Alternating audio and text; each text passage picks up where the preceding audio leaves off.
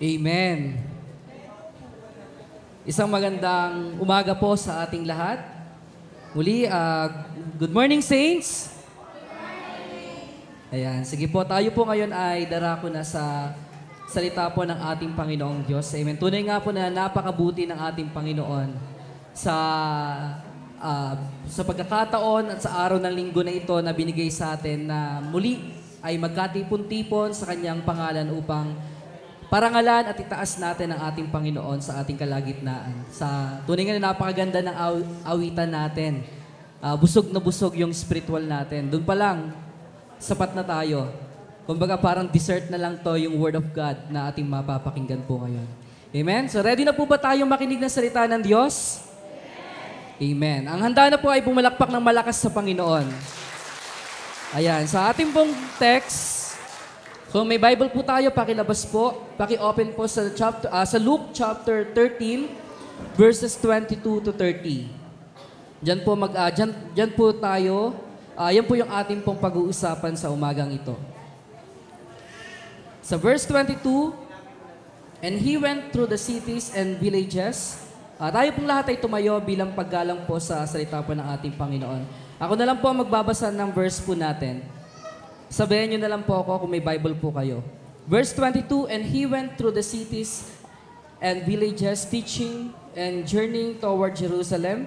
Then one said to him, Lord, are there few who are saved? And he said to them, strive to enter through the narrow gate, for many, I say to you, will seek to enter and will not be able.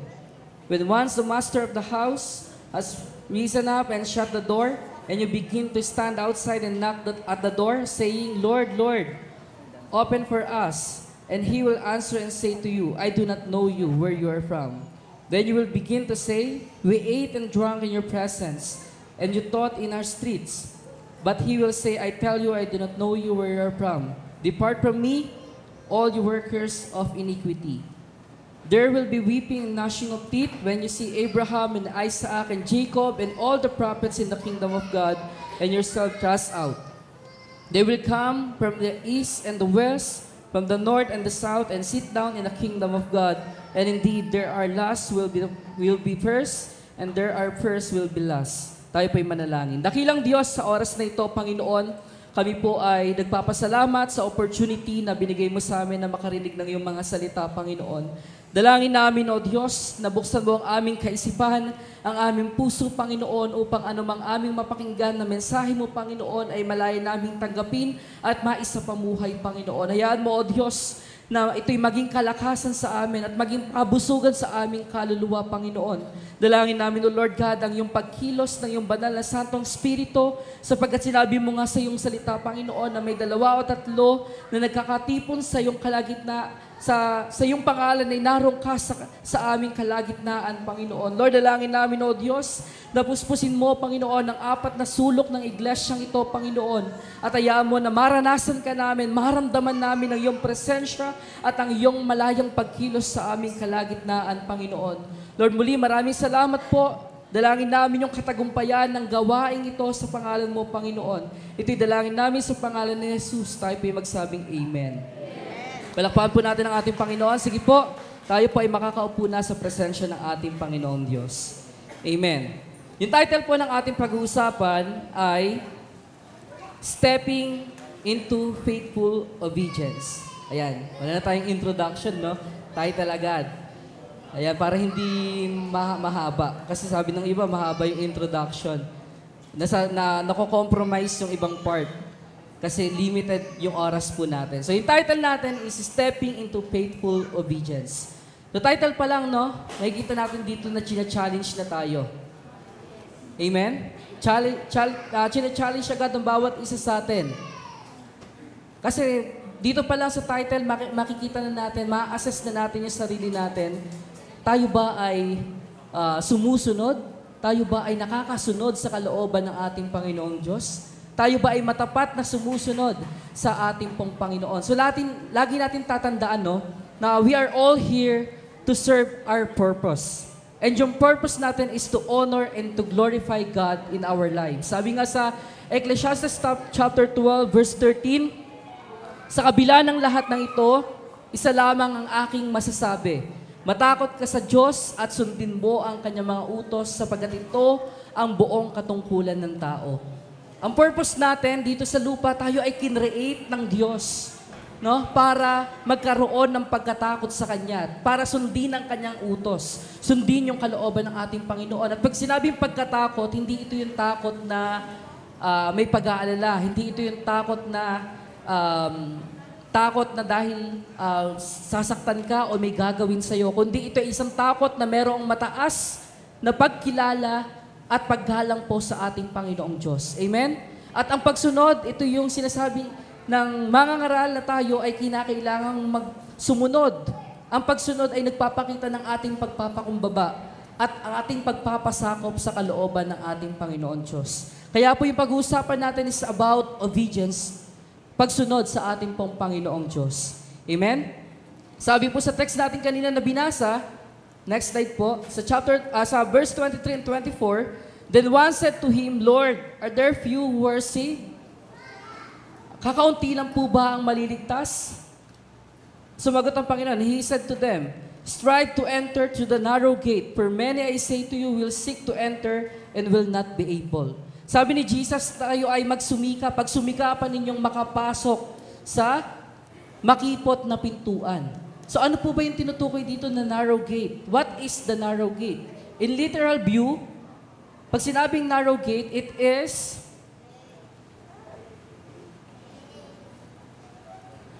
parang tumaas po, no? Sige, okay lang. What is the narrow gate? It is a gate with limited passerby. So, kung titignan natin yung literal na pintuan, yung makipot na pintuan, limited lang yun makakapasok based din doon sa pag-describe doon sa Bible. It is a gate meant for individuals only. It is a gate that is difficult to pass kasi makipot nga. Naalala ko kapag uwian at magbe-bless kami kay Pastora, hindi pwedeng sabay-sabay pumasok doon sa may gate niya eh. Doon sa may, bumabangga yung tiyan ko na hindi kaya kailangan konting iusog yung mga cabinet doon para makadaan. So yun yung illustration na it is a gate that is difficult to pass. A person carrying his loads cannot pass through it. Kaya kailangan bitawan yung mga bagahe, bitawan yung mga bitbitin, bitawan yung mga daladala para tayo ay makapasok doon sa makipot na pintuan. And what is the narrow gate in spiritual view? It is a gate that requires self-denial and sacrifice. So kung titignan natin sa spiritual view, ito ay ang gate na nangangailangan ng self-denial, ibig sabihin pagtanggi sa sarili at merong kaakibat na sakripisyo. It is a gate that reflects obedience to God's will over worldly desires. And it is a gate that demands repentance and true faith. So ito yung gate na kinakailangan, no? Ng tunay na pagsisisi at ng tunay na pananampalataya. It is a gate that refers to Jesus Christ. Walang ibang pintuan, walang ibang daan, walang ibang katotohanan, at walang ibang pinagmumulan ng buhay kundi ang ating Panginoong Jesus. Amen? Sabi nga, Jesus is the only way, the truth. I am the way, the truth, and the life. So wala makakapunta sa Ama kundi sa pamamagitan ko. Si Jesus lamang yung gate and leads to eternal life. So yun po yung tinutukoy na narrow gate dito. Sa Matthew chapter 7 verse 13 to 14, binanggit din po yung narrow gate. Enter the narrow gate, for wide is the gate and broad is the way that leads to destruction. And there are many who go in by it. Because narrow is the gate and difficult is the way which leads to life, and there are few who find it. Hindi tayo mag-focus doon sa broad way, doon sa malapad na daan, kundi doon tayo sa narrow way. Okay? Kasi yun yung nilalakaran natin. Huwag natin pansinin yung Broadway kasi hindi tayo nandun, wala tayo doon. Dito tayo sa narrow way. So bakit no sinabi kanina na many will seek to enter but not be able? Hindi sila makakapasok. Sila ay magpupumilit, sisikapin nila makapasok, subalit hindi sila makakapasok. Bakit? Kasi sabi po dyan, narrow is the gate and difficult is the way. Because after the narrow gate, there is a narrow way. Amen? So tandaan natin. Kaya kung bakit, tatanungin natin, bakit maraming nagpupumilit pero hindi makakapasok? Dahil hindi lahat willing mag-sacrifice. Hindi lahat willing mag-obey. Hindi lahat willing mag-persevere sa Panginoon. Dahil after ng narrow gate, hindi nagtatapos doon. Dadaanan natin yung difficult way, yung narrow way na kung saan ay kinakailangan ng sacrifice, ng perseverance, ng obedience sa ating Panginoong Diyos. Amen? So kaya hindi po lahat, dahil hindi lahat kaya, hindi lahat willing. Kaya nga kung babalikan natin yung sa may John, Book of John, ibang context to, pero makikita natin na tumalikod, maraming mga alagad ni Jesus ang tumalikod matapos niyang sabihin yung na I'm the bread of life. Yung siya yung tinapay ng buhay at sino mang kumain sa kanyang katawan ay mabubuhay at ang uminom sa dugo. So maraming tumalikod sa kanya. So ibig sabihin, hindi sila, doon pa lang sa, kumbaga parang nasa pintuan pa lang sila, hindi na sila humakbang paabante o papasok. Hindi na nila kayang sumunod. Hindi na nila kayang magpasakop o manampalataya sa ating Panginoon. Dahil doon pa lang, ay laglag na sila agad sa testing ng Panginoon Diyos. So what is the narrow way? It is a Christian concept that refers to the path to eternal life. It is a difficult path that requires obedience to God. It is a path that demands faithfulness and perseverance. So ito yung sinasabi natin kanina. After the narrow gate, there is a narrow way na kung saan ay merong pagsunod, kinakailangan ng matapat na pagsunod sa ating Panginoon. Kaya nga yung title natin, Stepping into Faithful Obedience. Bakit? Kasi pag sinabing stepping, nandun yung decision making. Anong way kaya yung papasukin mo? Di ba? So, ibig sabihin, once na nag-decide ka, nag-step in ka doon sa faithful obedience, ibig sabihin, willing kang mag-sacrifice. Willing kang mag-obey, mag-persevere doon sa kahit anumang trials, hardships, o sufferings na ating pong pagdadaanan. Amen? And why does the narrow way become difficult? Pag-usapan natin, bakit nga ba yung narrow way ay mahirap pagdaanan? Number one, because it requires us to carry our cross. Amen? It requires us to carry our cross. Sabi nga in Matthew chapter 16 verse 24. Babasahin ko po. Matthew chapter 16 verse 24. Yan, kung may Bible po tayo para matuto po tayo magbuklat. Hindi po ako naglagay din dito sa notes ko para patas tayo. Matthew 16:24. Sinabi ni Jesus sa kanyang mga alagad, sino mang nagnanais sumunod sa akin ay kailangang itakwil ang kanyang sarili, pasanin ang kanyang krus at sumunod sa akin. Amen? Ang sino mang gustong sumunod, may requirement na hinihingi ang Diyos sa bawat isa sa atin. Kung gusto mong sumunod, pasanin mo ang krus. Itakwil mo ang iyong sarili at pasanin mo ang kanyang krus at sumunod ka sa ating Panginoong Jesus. Amen? And for you to be able to carry your cross, you have to let go everything. Yung mga baggages, yung mga loads, yung mga dala-dala, yung mga bitbitin mo. Dahil hindi mo kayang pasanin yung cross kung marami kang mga bitbit. Amen? Kaya kailangan mong isuko, ano ba yung mga bagay na ipinapasuko sa iyo ng Panginoon? Yung kasalanan, yung mga alalahanin, yung mga bagay na nagiging hadlang sa ating paglapit sa Panginoon. So kailangan natin tong bitawan para tayo ay makalakad ng diretsyo at habang pasan-pasan yung krus ng ating pong Panginoon. Amen? And when we say carry our cross, it means crucifying our flesh. Amen? So ano nga ba yung ibig sabihin ng carrying our cross? Ibig sabihin crucifying our flesh. Pag sabi sa Galatians chapter 5:24, sabi po dito sa Galatians chapter 5 verse 24, at ipinako na sa krus ng mga nakipag-isa kay Kristo Jesus ang kanilang laman at ang masasamang hilig nito. So ibig sabihin, kinakailangan bilang isang mananampalataya at bilang isang Kristiyano na nandun na nasa narrow path, na nasa narrow way, ay kailangan makita sa atin yung pamumuhay ayon sa Espiritu. Amen? Kaya imposible na tayo, nasasabihin ng tao na tayo ay nasa narrow way pero ang ating pong pamumuhay ay taliwas or kabaliktaran. Sapagkat ang nasa narrow way ay namumuhay ayon sa Espiritu. Sabi dito na ipinako na natin. kasama na, ipinako na natin, pinatay na natin yung ating sarili, yung ating katawang makalaman na laging bumabagsak sa kasalanan, sa mga bitag ng kaaway na naglalayo sa atin sa kalooban ng ating Panginoon. Kailangan natin patayin, i-crucify yung ating flesh. Sabi nga sa Romans 8:13, sabi sa Romans chapter 8 verse 13, sapagkat mamamatay kayo kung namumuhay kayo ayon sa katawang makalaman.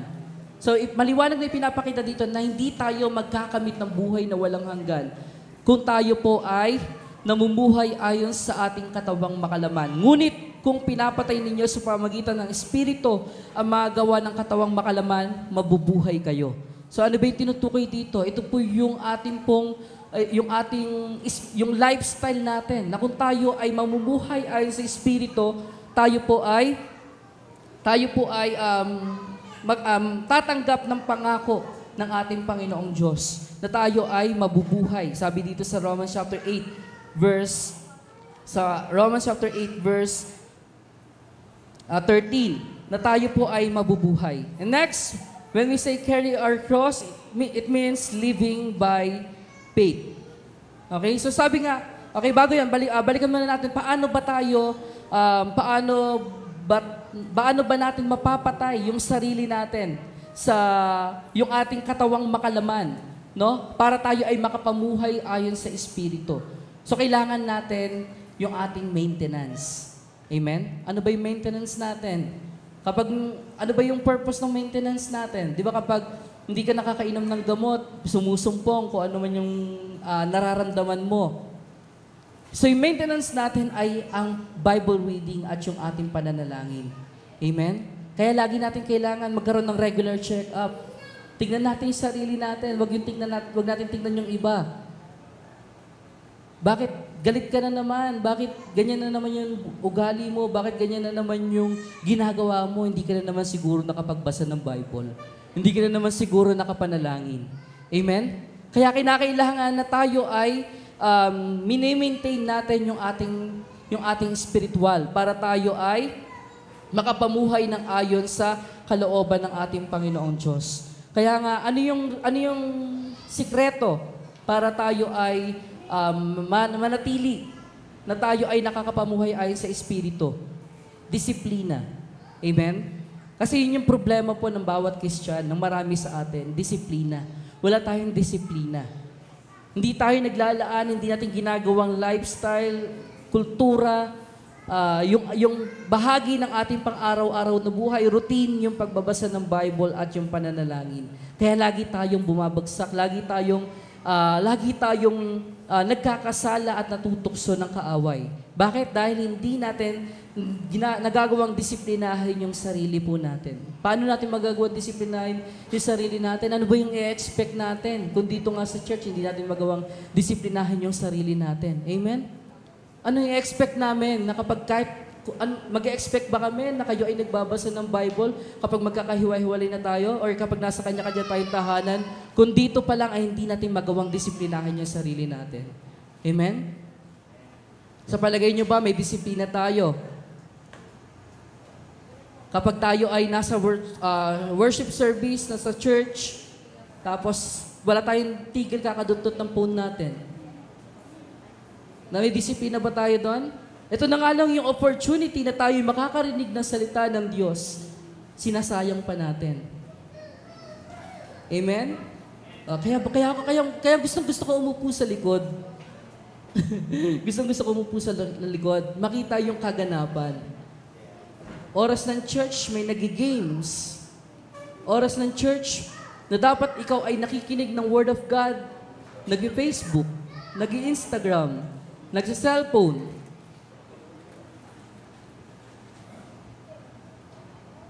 Amen? Tama po ba yun? May disiplina po ba tayo?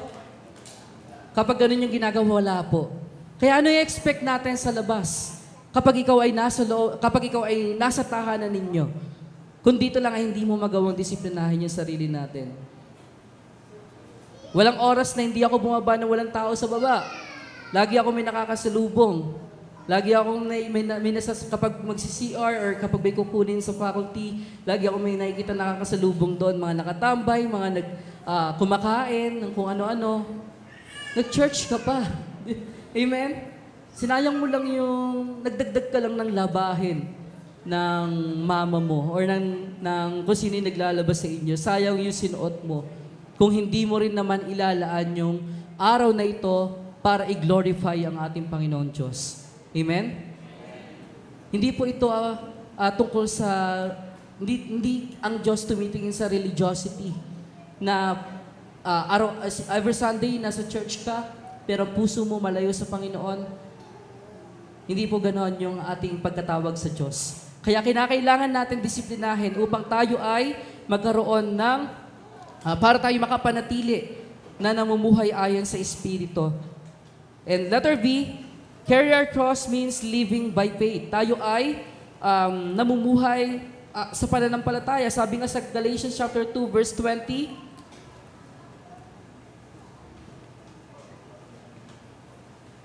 sabi dito, Galatians 2:20, kaya hindi na ako ang nabubuhay ngayon, kundi si Kristo na ang nabubuhay sa akin. At ang buhay ko ngayon sa katawan ay kinabubuhay ko sa pamagitan ng pananampalataya sa anak ng Diyos na nagmahal sa akin at naghandog ng kanyang sarili para sa akin. So pag sinabing living by faith, ibig sabihin yung total dependence natin sa ating Panginoon Diyos.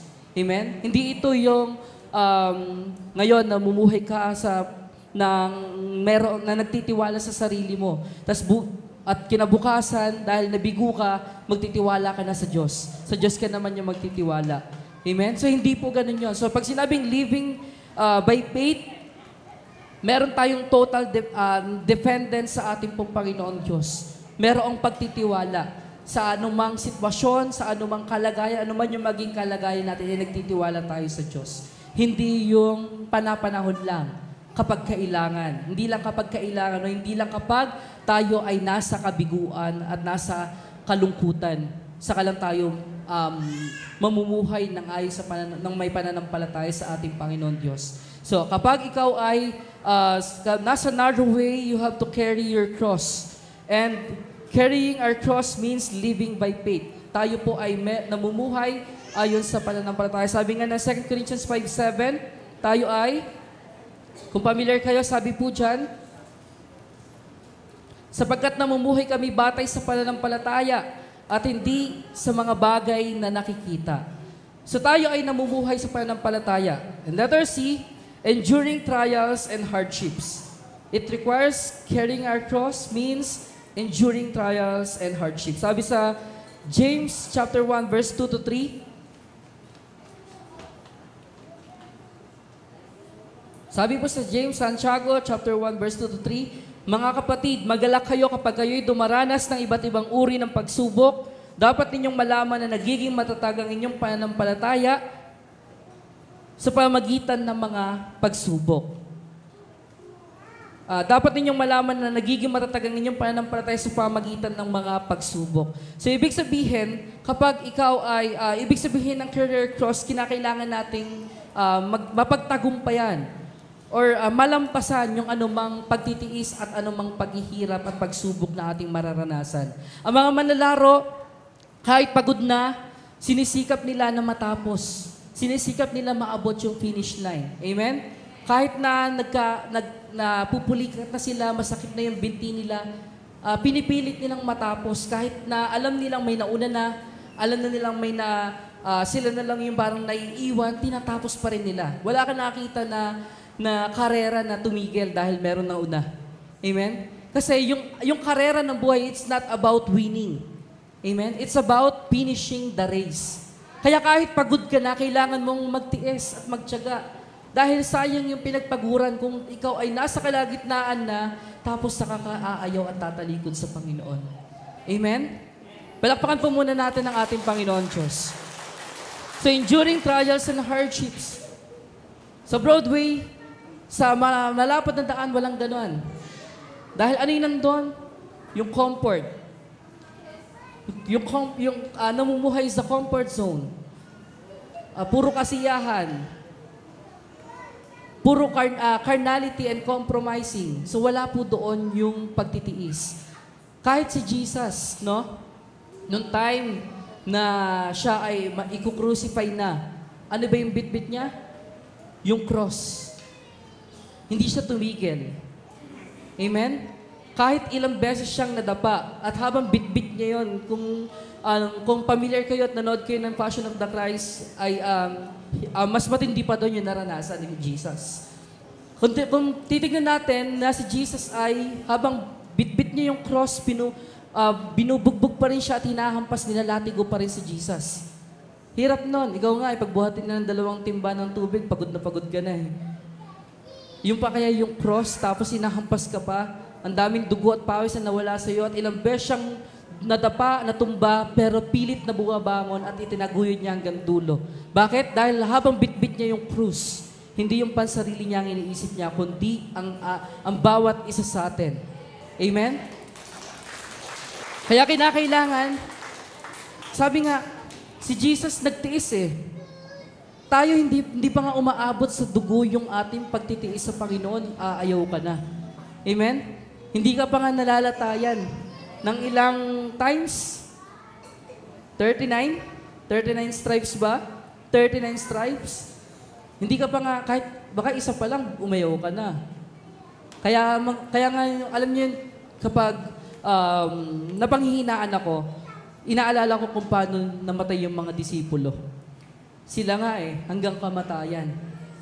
Yung isang alagad na, nakalimutan ko yung pangalan, na 3 days na sa cross, nagpipreach pa rin. Sino yan? Sino po ba yan? Sir Anthony, sino po yan? Yung ipinako sa X na cross, tapos 3 days nandun, nangangaral. Si Peter, upside down. So, ibig sabihin, hindi pa umaabot sa dugo, hindi pa tayo nasasaktan ng todo, ng malubha. Wala tayong reason para umayaw. Wala tayong reason para bumigay. Wala tayong reason para tayo ay tumalikod sa Panginoon. Dahil sabi nga ng Bible na tapat ang Diyos at hindi niya ipahintulot na subukin kayo ng higit sa inyong makakaya. Wala pang pagsubok na dumating sa inyo na hindi naranasan ng tao. So, ibig sabihin yung pinagdadaanan mo, wag kang pilingero na ikaw lang yung nakakaranas niyan. Nararanasan din yan ng iba. At paano yung mga taong ang walang Diyos ay nakakayanan nila di ba? Pero talagang yung effort nila at minsan hindi nabibigo at dumadating pa sa depression, sa labis na kalungkutan.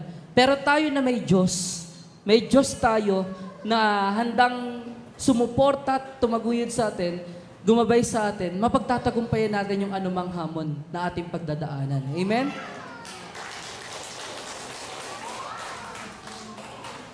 Next po, number 2.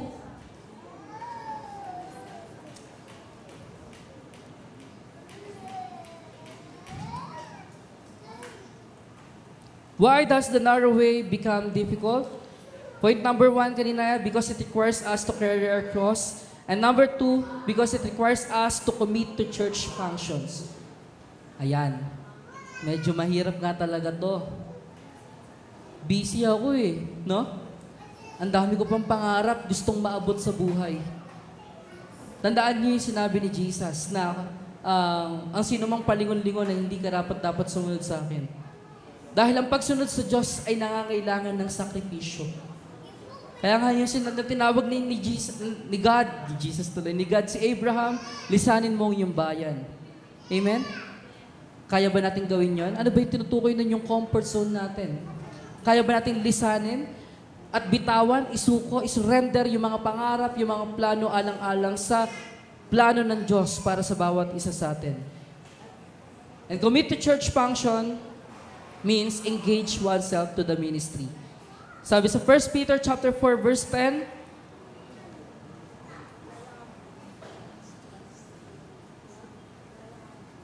bilang mabubuting katiwala ng iba't ibang kaloob ng Diyos, gamitin ninyo sa kapakinabangan ng lahat ang kakayahang tinanggap ng bawat isa sa inyo. So, nasa-serve ba natin yung purpose natin? Tanungin natin yung sarili natin, nagagampanan kaya natin yun? Naniniwala tayo na bawat isa ay merong binigay sa atin ng Lord na pwede natin gamitin para sa pakapurihan ng Panginoon. Pero ang tanong, nagagamit ba natin? Nagkukumit po ba tayo? Amen? O hindi? Tandaan po natin, ang Diyos nagalit doon sa puno ng igos na hindi namunga. Bumalik 1 year after 1 year, wala pa rin. No? Hindi po natutuwa ang Diyos. Akala po natin okay lang, hindi po okay yon.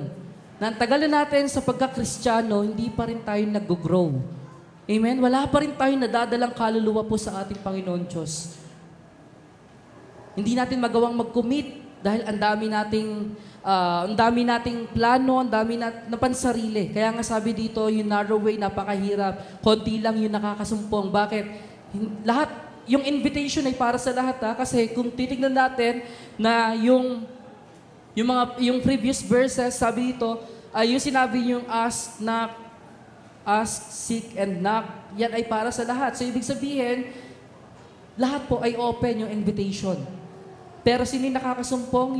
Yung mga willing mag-obey, mag-persevere, at mag-sacrifice sa ating pong Panginoon Diyos. Willing mag-commit. Sabi nga dito, it requires us to live a life, to commit a church function, engage oneself to ministry. So, kailangan natin magkaroon ng ministry. Kailangan natin, hindi naman kailangan lagi kang nasa front. Hindi naman kailangan ganon. Ministry kahit ano yung part na ginagawa mo sa loob ng church, sa loob ng iglesia. Kaya nga kung sino man yung na-assign nabibless ako sa tao kung sino man yung na-assign sa paglilinis ng church. Sino po ba yung naka-assign sa paglilinis ng church? Kasi ito yung ministry na hindi pinapansin. Para sa kanila, pinakamababa, pero sa Panginoon, walang mataas at mababang ministry. Kung kahit ang simpleng paglilinis mo, ginagampanan mo ng mula sa puso mo, ang Diyos ay nag-glorify. Amen? Palakpakan po natin ang ating Panginoon. Kaya God bless sa'yo kung sino man po yung naglilinis. Ayan, baka mamaya after nito, talagang papantayin bawat upuan. Sa Lord ako nagsiserve, hindi sa tao. Totoo po, nasa Lord po tayo nagsiserve. Amen? And letter B, leaving our comfort zone.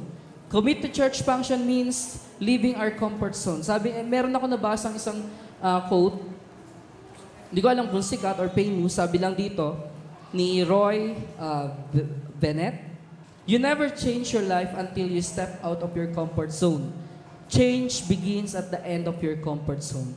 So, ibig sabihin, i-relate natin dito, hindi ka magagamit ng Diyos mightily kung hindi ka nag-decide umalis dyan sa comfort zone mo. Amen?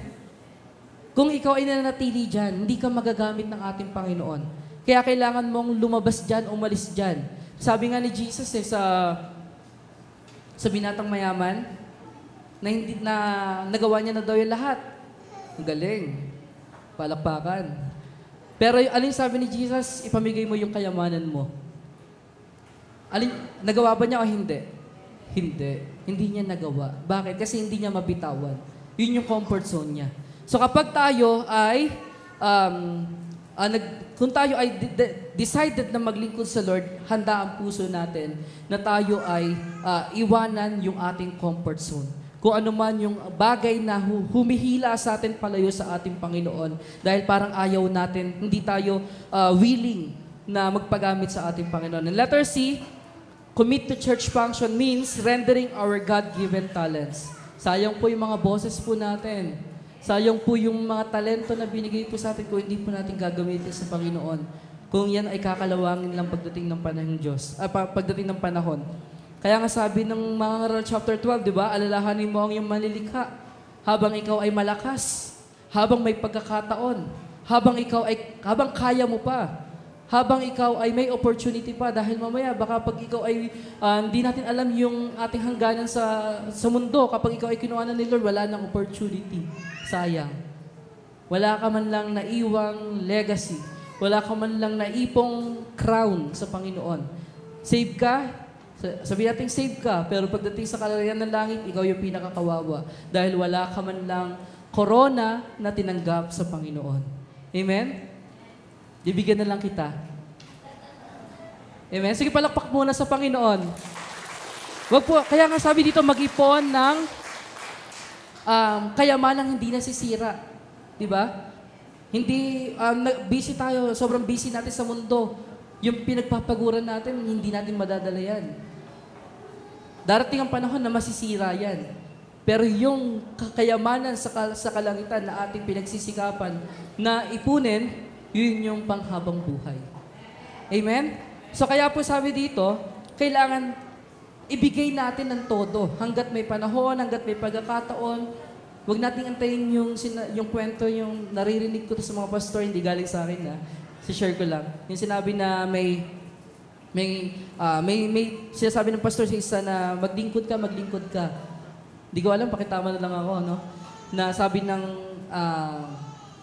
ayaw pumayag, hindi nagko-commit. Noong time na na-aksidente, pilay, ika-ika na, sabi niya na, Pastor, maglilingkod na po ako sa Diyos. Sabi ng pastor, sipain kita dyan eh. Kung kailan pilay ka na, saka ka magdi-decide maglingkod sa Lord. Kung kailan, nung noon na malakas ka, kompleto ka, hindi ka nagpapagamit sa Diyos. Naalala ko may kabataan ako na nakausap, kailan ka ba magsiseryoso? Ginaganong ko. Kasi, inaabot ko yung mga kaibigan ko. Sabi ko na, kailan ka ba magsiseryoso? Mamaya, dumating na si Lord, di mga ganun-ganun. Usapang kabataan. Sabi niya na, mag-iipon muna siya ng testimony. Kaya, para kapag ginamit siya ng Lord, mas powerful daw. Amen? So, hindi po ganun yun. Saka sabi pa niya na kailangan makasampung semplang daw muna siya para patunayan na talagang siya may calling sa Lord. Kumbaga, parang nililigtas siya lagi ng Panginoon Diyos. So, ibig sabihin, sinusubok niya ang Panginoon. Huwag tayong ganun, ha? Dahil mamaya kapag bumagsak ang judgment sa'yo ng Lord, wala na. Wala ka ng opportunity. Sinusubok mo ang ating Panginoon Diyos. Amen? Number 3, it requires us to live a life like Christ. Na mamuhay na katulad ni Kristo. It means living a lifestyle separate from the world. Sabi sa 2 Corinthians chapter 6 verse 17,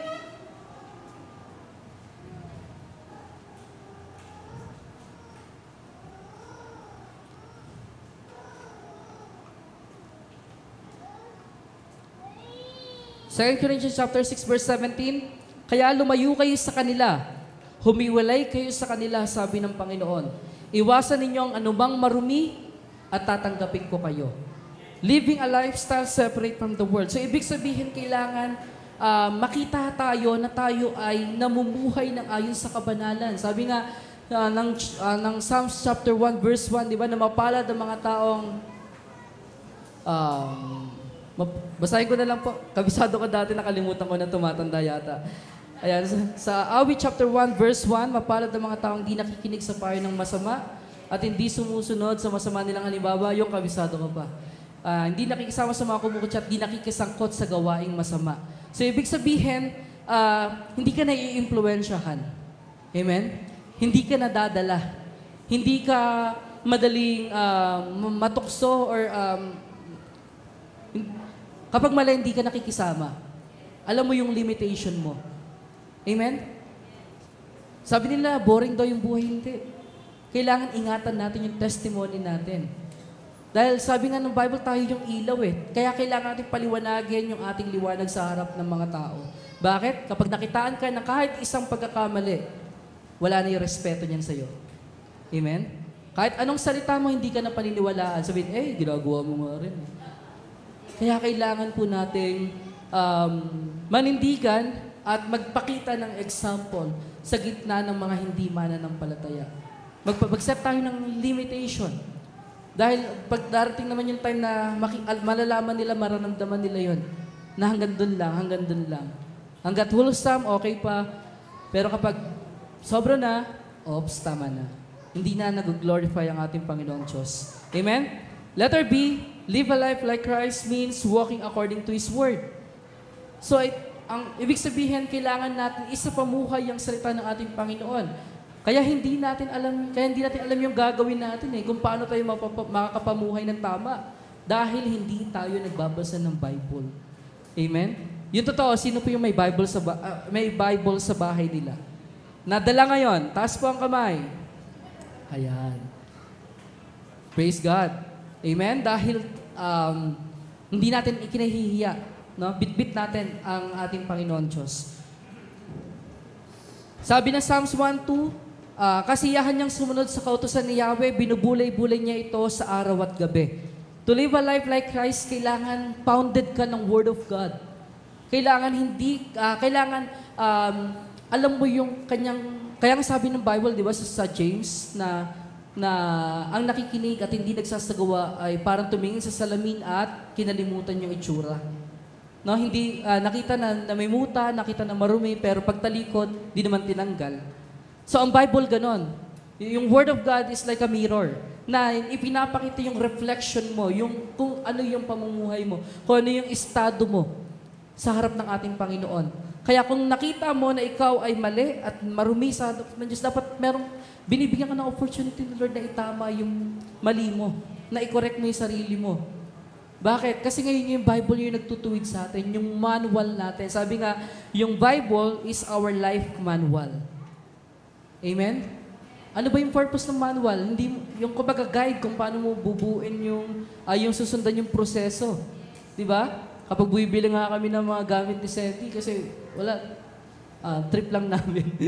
Gusto lang namin iparanas sa bata yung mga hindi namin naranasan. Yung mga kasiyahan na nais ko noon, kaya binibigay namin. Pero hindi naman sobra yung pag-spoil. Kapag naalala ko yung binuo namin yung table, mahirap kapag walang manual, no? Mahirap, pwede kang magkamali, pwede mong masira yung item. Amen? Pwedeng masayang kasi mali yung proseso, yung procedure. Hindi mo alam yung tornilyo na kailangan ilagay mo. So, ganun din sa buhay natin. Hindi natin kayang makapamuhay ng tama kung hindi natin alam kung paano. Amen? Kaya kailangan natin magbasa ng Word of God. Sabi dito, walking according to His Word. So, ibig sabihin, merong gamit, merong requirement at yun yung Bible na kinakailangan natin basahin para tayo ay makapamuhay ng ayon sa kanyang salita. Amen? Yun yung nagbibigay sa atin ng pagpapaalala araw-araw. And let our see shining as a beacon of light. Sabi nga sa Matthew chapter 5 verse 14 to 16, Matthew chapter 5 verse 14 to 16, kayo ang ilaw ng sanlibutan, ang isang lungsod na nakatayo sa ibabaw ng burol ay hindi may tatago. Walang taong nagsisindi ng ilaw at pagkatapos ay inilalagay iyon sa ilalim ng banga. Sa halip inilalagay iyon sa talagang patungan upang matanglawan ang lahat ng nasa bahay. Amen? So ibig sabihin, kailangan magpakita ka ng testimony sa kanila. Ipakita mo yung ilaw mo, yung liwanag mo. Kapag ang isang kahit maliit na palito, sinindihan mo sa isang madilim na silid, kita mo agad. Amen? Kaya dapat ganun din po tayo. No? Ang tanong, nakikita ba sa atin yung liwanag? Nakikita ba sa atin na tayo iba sa kanila? Na-identify ba na Christian tayo kapag natabi tayo sa mga hindi mananampalataya? Amen? Kayo po yung makakasagot na. Or para tayong hunyango, no? Na nag-blend kung saan tayo madikit. Na walang pinagkaiba. Kapag ang sheep at goat pinagsama mo, ma-identify mo kung sino yung goat, kung sino yung sheep. No? Nakakalungkot kung ikaw na laging ginagamit dito sa stage sa ministry, tapos wala kang pinagkaiba. Yung tunog mo ay pareho lang sa kanila. Ibig sabihin, questionable yung buhay natin, kapatid. Amen? So hindi po kailangan natin i-check yung sarili natin. Kailangan natin, tayo ba ay nagiging ilaw? Tayo ba ay nagiging liwanag? Tayo ba ay nagpapakita ng example? Tayo ba ay nagiging testimony? Kasi ang maging testimony, maging ilaw ay isa yung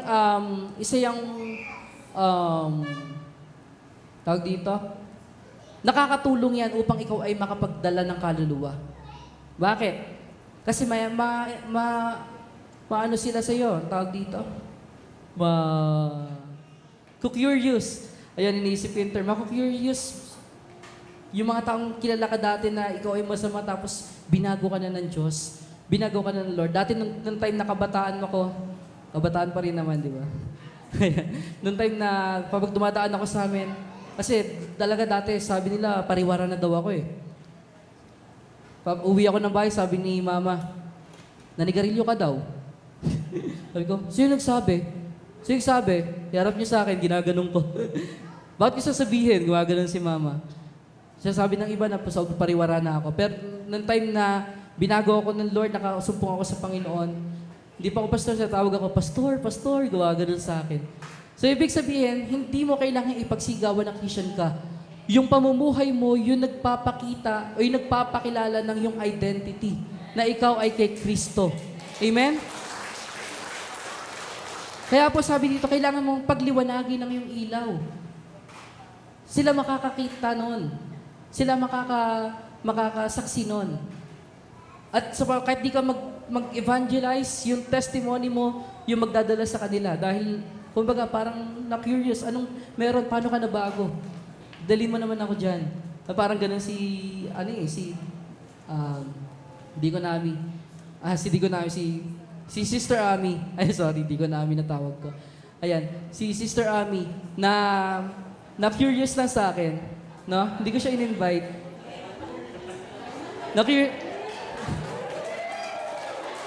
Sabi ni Sister Ami, never ko daw siyang in-invite, kaya sabi niya, hindi mo ako bunga, hindi mo ako in-invite. Ako nag-invite sa sarili ko. Siya daw yung nag-invite sa sarili niya. Kasi, nagkakilala kami, adik pa ako. Ayan, ewan ko, siguro lahat ng matatalino, ang gusto nila, parang adik, parang... Ayun. So yun, saan ako? Ayun, yung testimony natin, yung nagdadala. Na-curious siya, kaya sumama siya. Tapos yan, ginagamit na rin siya ng ating Panginoon. Amen? Palakpakan po natin ang ating Panginoon Diyos. Sa ating realization, many Christians don't realize that they are walking through the broad way. Sakit, no? Akala natin okay na eh. Akala mo kapag nasa church ka, saved ka na. Akala mo kapag nasa stage ka, nagpe-perform, nagmi-ministry, secured ka na. Akala mo kapag galing ka sa Christian family, okay na, sapat na. Hindi pala. Amen? Kasi kung ang buhay natin ay salungat, sa dapat na ipinapakita po natin, mag-isip-isip na po tayo.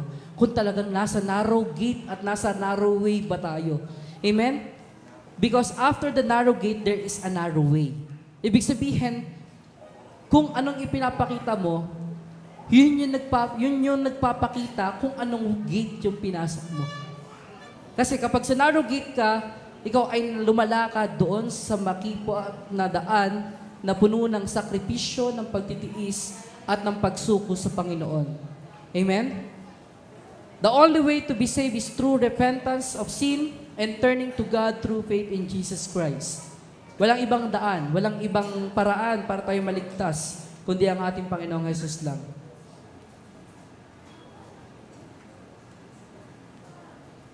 Next po.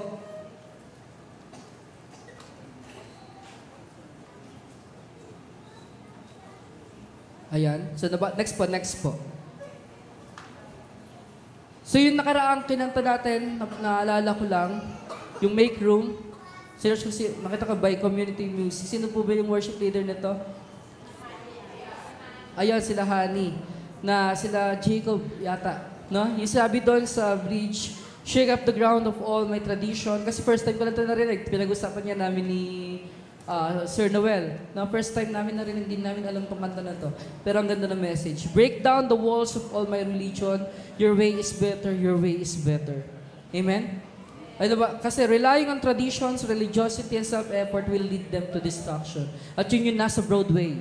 Yung religiosity, yung self-effort, yung traditions na kailangan natin basagin. Sapagkat alam natin na si Jesus lang yung only way para tayo po ay masave.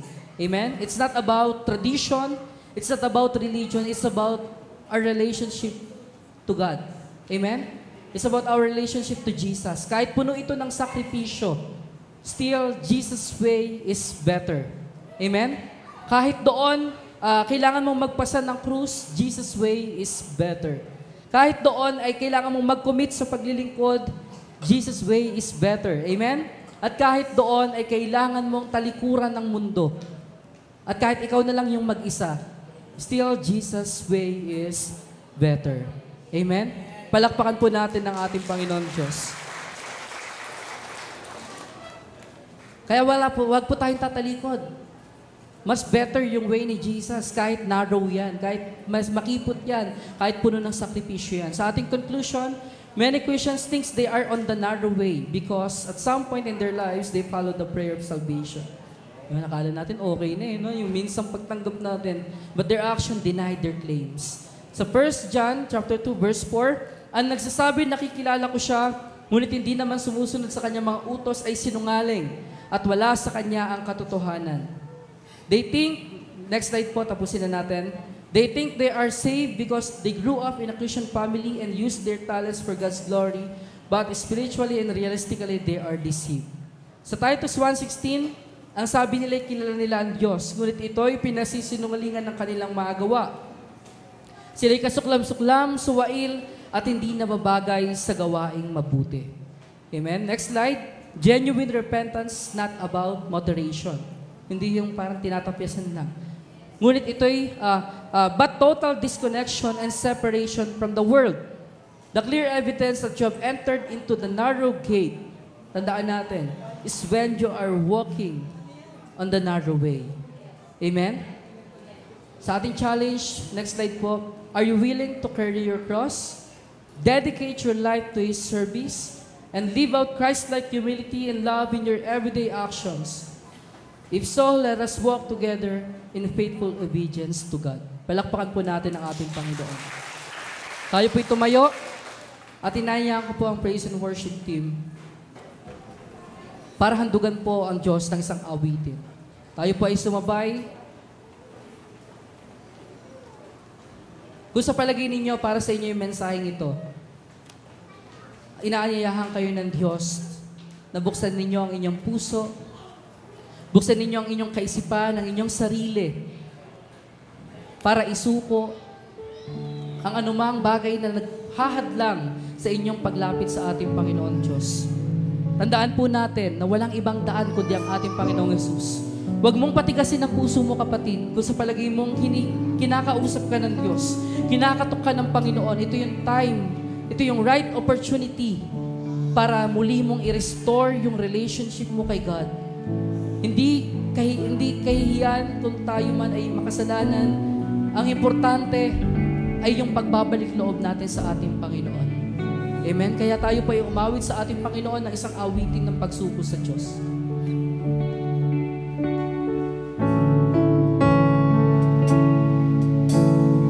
Oh, to Jesus I surrender.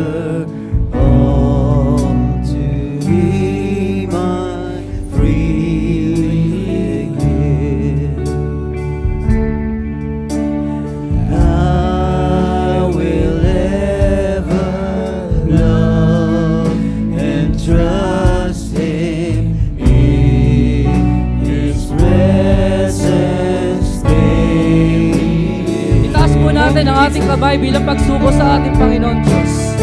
I surrender all. Yes, Lord. We surrender everything to you, Lord Jesus. I surrender all. Tanging sa iyo, Panginoon. Hallelujah, Lord Jesus.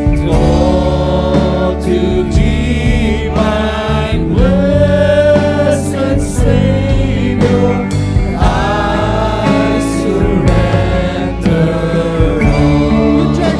Yes, Lord. Hallelujah.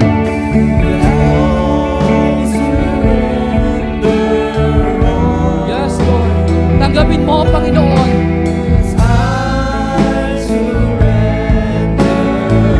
Tanggapin mo, O Diyos, ang aming buhay sa iyo, Panginoon. All to Thee, my blessed Savior, I surrender all. I surrender all. Hallelujah.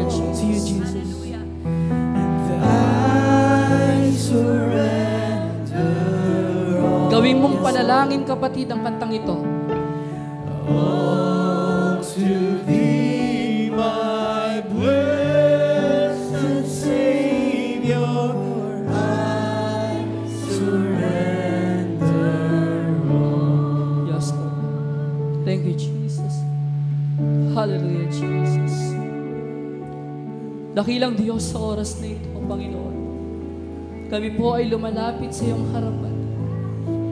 Lord, sorry po kung kami po ay nagkasala sa iyo. Sorry po, Lord, kung kami man ay nakagawa ng kamalian. Kung kami man po, O Lord God, ay minsang lumayo sa iyo, Panginoon.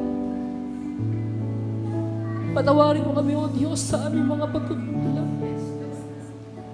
Patawarin mo kami, Panginoon, kung hindi namin nagagampanan yung purpose namin, na i-glorify ka, na paglingkuran ka, Panginoon, kahit kami ay merong kakayanan na gawin yun.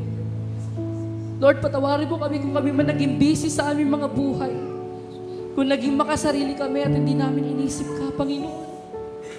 Hindi namin magawang suklian ang iyong pag-ibig, ang iyong pagmamahal sa amin, O Lord. Patawarin mo kami, O Diyos.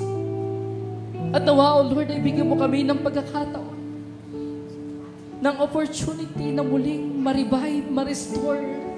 Alam namin, O Diyos, O Lord God, na kami ay pinili at tinawag mo, Panginoon.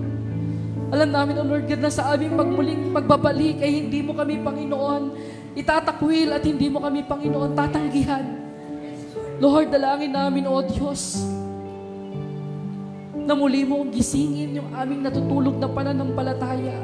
Muli mong pagningasin yung apoy sa aming mga puso, Panginoon. Yung apoy na paglingkuran ka, yung apoy na ikaw ay maitaas at mapupurihan, Panginoon. Lord, maraming salamat po. Salamat sa pagpapaalala sa opportunity na to.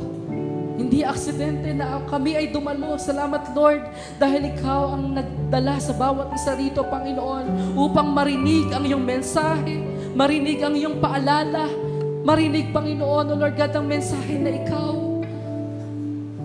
ay nananawagan sa amin, Panginoon, na kinakailangan namin isuko yung aming sarili, Panginoon. Last time, Lord, last Sunday, narinig namin yung preaching sa John 3:16, na tinanggap namin yung greatest gift na walang iba kundi si Jesus, kundi ikaw, Panginoon. Lord, ngayon, handa naming isuko, ialay ang aming buhay bilang isang handog na buhay, bilang regalo sa iyo, Panginoon. Lord, maraming salamat po, Diyos. Salamat po, Panginoon, nawa hindi masayang yung araw na ito. Ano man yung mensaheng narinig namin, nawa ito'y ma-apply namin sa aming buhay. Thank you, Lord God, for your presence. Thank you, dear Holy Spirit. Salamat po, O Diyos. Muli, O Diyos, ito'y binabalik namin sa pangalan ni Jesus. At ang anak ng Diyos ay sisigaw ng hallelujah! Hallelujah! Palakpakan po natin ang ating Panginoon. Ay, may makakaupo na sa presensya ng Diyos. Surrender all.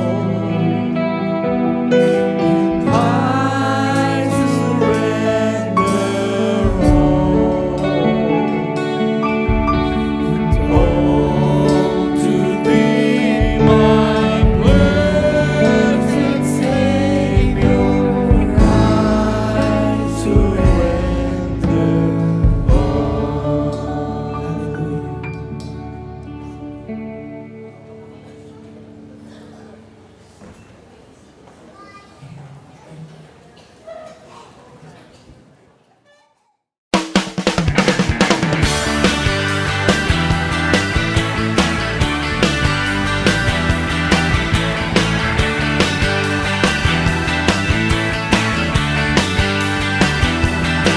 Oh God, you've been so good to me. You came and found this orphan and you brought me right into your family. Oh yeah. Oh God, you've been so good to me. You threw away my past and you never count my sins against me. No, thank you, Lord. You got got me dancing, and now I'm shouting. You got me leaping, and now I'm spinning hallelujah. Oh, you're so good to me. You're so good to me. So good to me.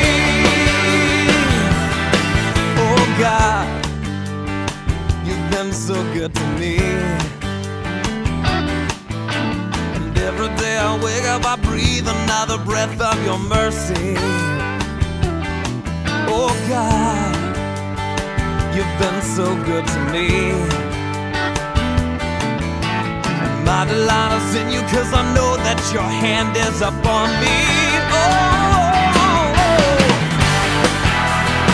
you got me dancing, and now I'm shouting.